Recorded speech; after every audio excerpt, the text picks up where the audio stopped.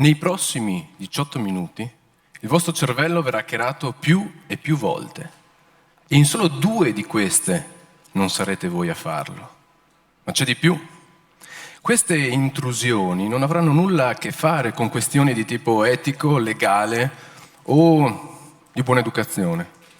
Non necessiteranno di autorizzazioni particolari o di domande specifiche e non saranno visibili. Perché accadendo qui dentro è difficile vederci qualcosa. O forse no. Oggi, con le nuove raffinate tecniche di neuroimaging funzionale, è possibile vedere e valutare un cervello e le sue differenti funzionalità. Per fare questo però hai bisogno necessariamente di 2 cose. Un cervello, oggetto non scontato e recentemente neanche così disponibile, e uno scanner RMF, un oggetto che nemmeno scontato avremmo potuto portare qui dentro oggi per riuscire a vedere tutti i vostri cervelli in attività. Perché di cervelli in attività qui dentro ne abbiamo tanti, ma manchiamo di uno scanner.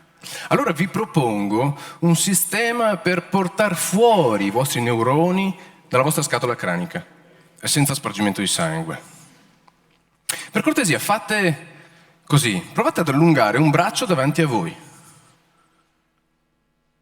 Ottimo, questa è una perfetta rappresentazione di un neurone, con il nucleo al centro del vostro palmo, le dita, i dendriti, che ricevono i segnali dall'esterno e li processano lungo l'assone all'interno di un centro di elaborazione. Se alzate un po' la manica potete anche vedere la guaina mielinica e le cellule di Schwann, più o meno pelose. Ma proviamo a vedere un po' meglio nel dettaglio questa meravigliosa macchina, come funziona. E quindi vi chiedo in questo momento di fare esattamente quello che vi chiedo di fare. Alzatevi tutti in piedi.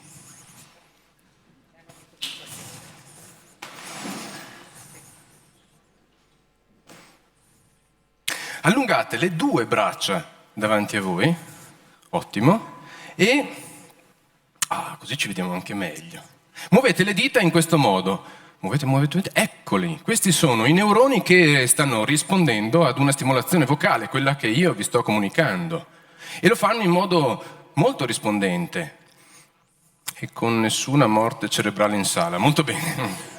Ora continuate a fare esattamente quello che vi dico di fare. Fermate le vostre dita, volgete le mani dorso contro dorso, alzate la mano destra, ponetela sopra la mano sinistra, congiungete i palmi delle mani, intrecciate le dita e fate molta attenzione che il pollice della mano sinistra sia, la mano sinistra quella che era sotto, bravo, la mano destra, ecco, esatto, sia presa tra il pollice della mano destra e l'indice della mano destra. Poi allungate gli indici e stringete forte, forte, forte i polpastrelli. Guardateli, eccoli. Questi sono 2 neuroni che stanno costruendo una trasmissione sinaptica. Neuroni che rispondono ad un segnale, mentre altri neuroni hanno appena subito il primo attacco hacker, che è andato a buon fine se non riuscite a fare così.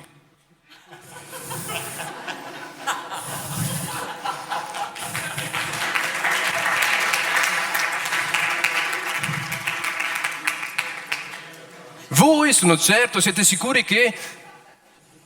Sono sicuro che avete immaginato di rispondere a delle indicazioni che provenivano davanti ai vostri occhi, da delle immagini che erano davanti ai vostri occhi mentre i vostri neuroni rispondevano, ma forse non è proprio così. In effetti noi vediamo ciò che vogliamo vedere.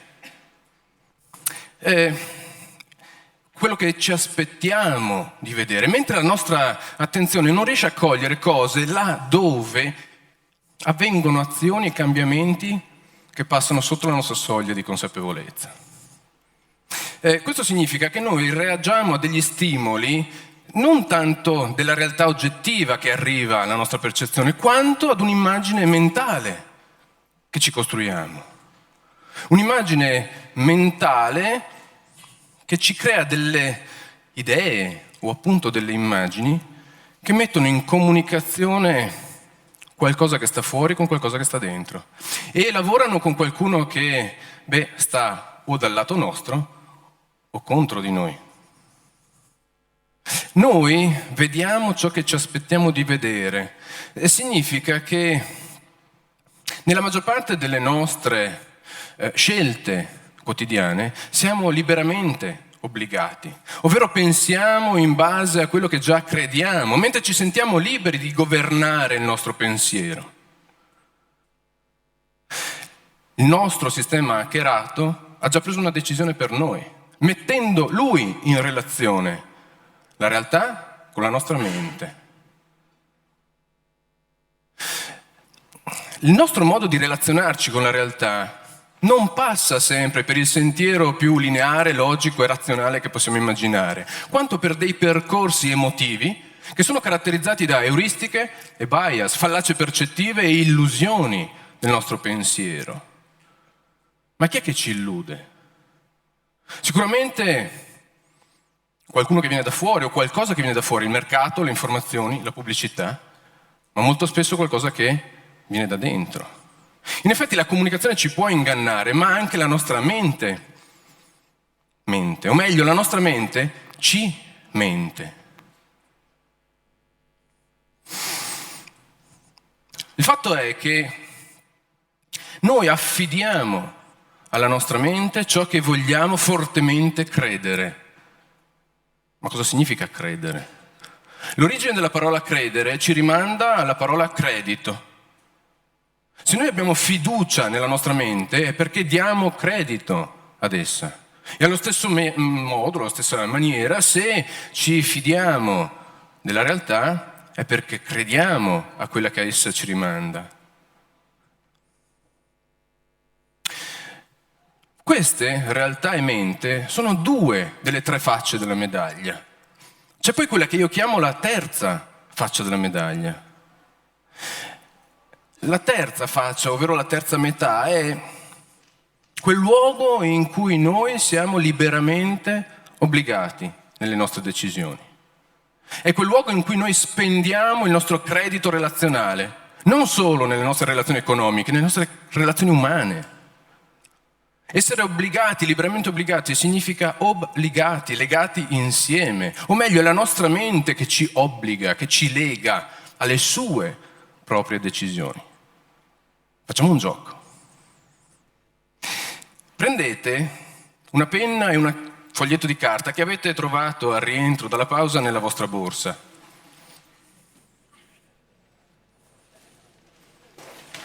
Grazie.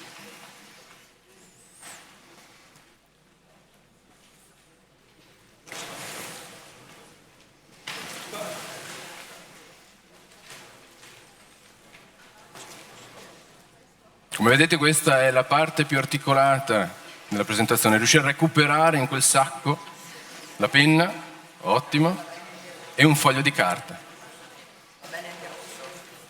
qualsiasi colore. Ce l'avete in mano?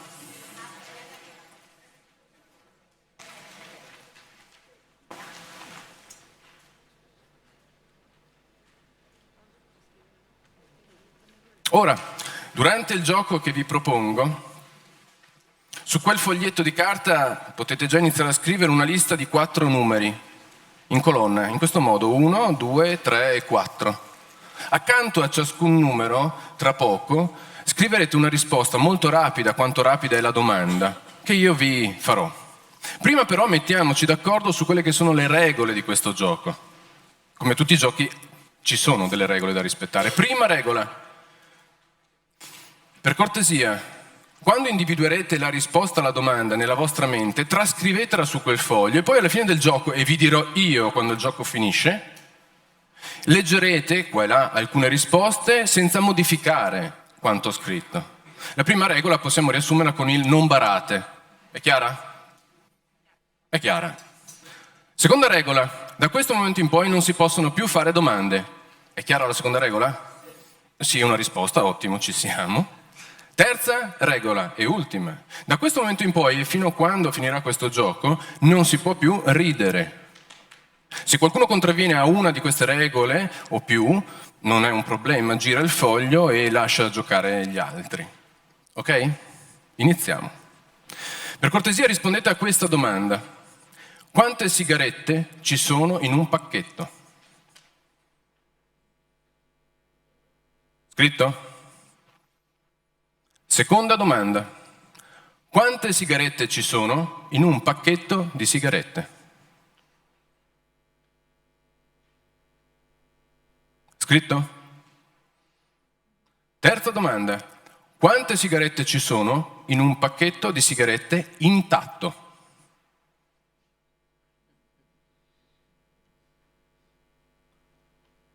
Annotato? Quarta e ultima domanda. Per cortesia rispondete a questa domanda. Quante sigarette ci sono in questo pacchetto di sigarette?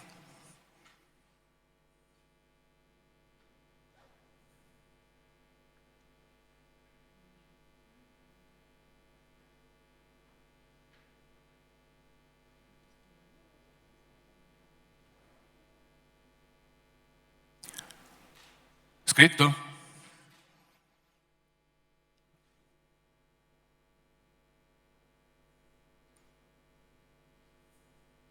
Il gioco è finito, potete ridere, così ci liberiamo di un po' di ansia e soprattutto potete ridere di gusto adesso che vedrete quante volte la vostra mente ha hackerato se stessa. Partiamo dalla prima domanda.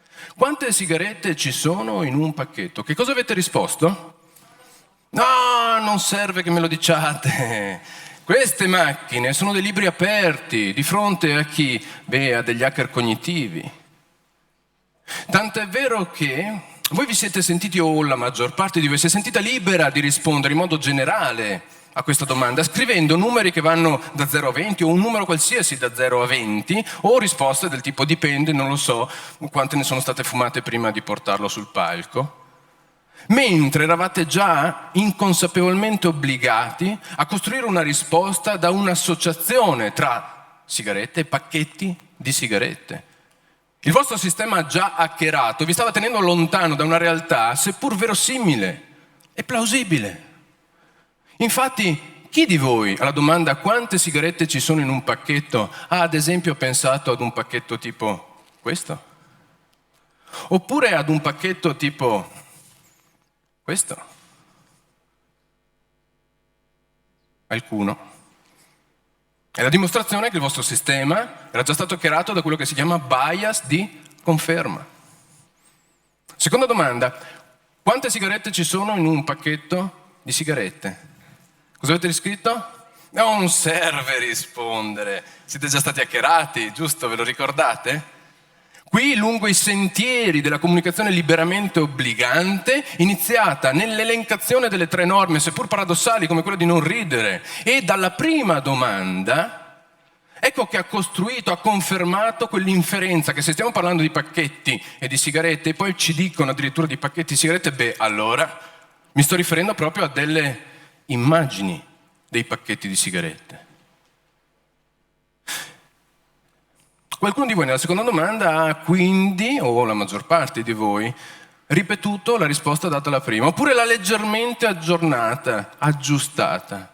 È quella che si chiama euristica dell'ancoraggio e dell'aggiustamento. È la stessa che funziona quando, ad esempio, ci ancoriamo al primo prezzo comunicato in una negoziazione commerciale, oppure quando cerchiamo, proviamoci insieme, a rispondere a questa domanda. Quanti sono, il numero più preciso possibile, i migranti extraeuropei che sono arrivati in Italia nel 2017? Mentre state cercando quel numero, il vostro sistema hackerato sta tenendo lontana dalla vostra risposta, ad esempio, la raffigurazione di un broker finanziario di Zurigo che si è appena trasferato nella City di Milano, oppure di uno chef stellato giapponese, extracomunitario, che ha trovato lavoro stabile a Roma. Questa inferenza, questo sistema di inferenze cresce man mano e si rinforza con la terza domanda. Quando infatti parliamo di pacchetti intatti, a cosa ci stiamo riferendo? Ci stiamo riferendo a quell'esperienza che noi abbiamo di pacchetti, che abbiamo visto, che abbiamo vissuto. Ecco allora che andiamo a cercare la risposta, o meglio il nostro hacker viola i nostri sistemi mnemonici, scardina i riferimenti della nostra esperienza e ci fa scrivere numeri tipo 10, 20, 25, giusto? Cioè pescando quello che è più rappresentativo. Quello che è più disponibile in memoria si chiama euristica della disponibilità. Vado a pescare la risposta laddove ho un vissuto particolare. Quindi potrei rispondere 35, sì, se sono appena tornato ad esempio dall'Australia e al duty free ho comprato un pacchetto intatto in celofanato che contiene 35 sigarette. Ma la questione è, se io avessi risposto 19, avreste accettato questa risposta? 19.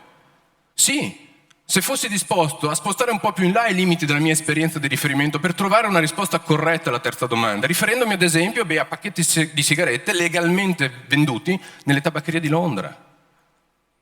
Ma veniamo alla quarta domanda. Quante sigarette ci sono in questo pacchetto di sigarette? È possibile trovare una risposta corretta, giusta a questa domanda? Oppure dopo che il nostro sistema è stato hackerato, questa possibilità è svanita, sfumata? Perché? Perché in effetti lì, su quel foglietto di carta, voi avete iniziato a confermare un'immagine mentale che vi ha tenuti lontano, anche nel momento in cui ce l'avevate di fronte agli occhi, alla realtà dei pacchetti di sigarette. O sbaglio? Rispondere in modo giusto alla quarta domanda significa abbandonare l'immagine mentale che ho dei pacchetti di sigarette. Significa non ascoltare la voce suadente che risponde senza nemmeno guardarlo quel problema. Significa riuscire a toglierci dall'ancora dei nostri schemi mentali che sono rappresentati oggi da quelle sedie, ma che ogni giorno sono rappresentate dalle nostre modalità decisionali nelle quali viviamo, ed essere capaci di controllare le violazioni e le intromissioni di questi sistemi hackeranti, di queste modalità di controllo della mente che vengono da noi stessi.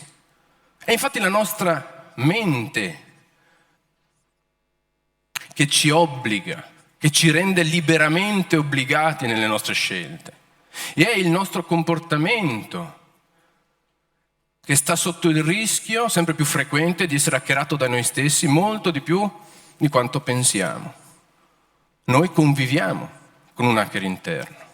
Allora, mi piacerebbe che ci portassimo a casa da questa esperienza 3 sneakers, 3 programmi che permettano al nostro caro hacker non solo di essere più consapevole dei propri limiti, ma anche di avere qualche strumento in più per migliorare le nostre decisioni quotidiane in campo relazionale, umano, in campo economico, sociale e in quello che vi caratterizza di più nelle vostre professionalità e nella vostra quotidianità.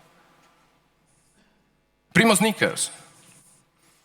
Dubitare delle informazioni così come vi sono date dall'esterno o così come sono create dall'interno. Verificarle. Secondo sneakers. Valorizzare l'errore, perché se è vero che è la nostra mente che ci rende liberamente obbligati, almeno che lo sia nella direzione un po' più opportuna, sempre più opportuna. E infine, terzo sneakers, evitare di fumare. Ma ricordarci di non solo aprire la mente, ma di aprire anche tutti i pacchetti di sigarette che ci troveremo di fronte. Grazie.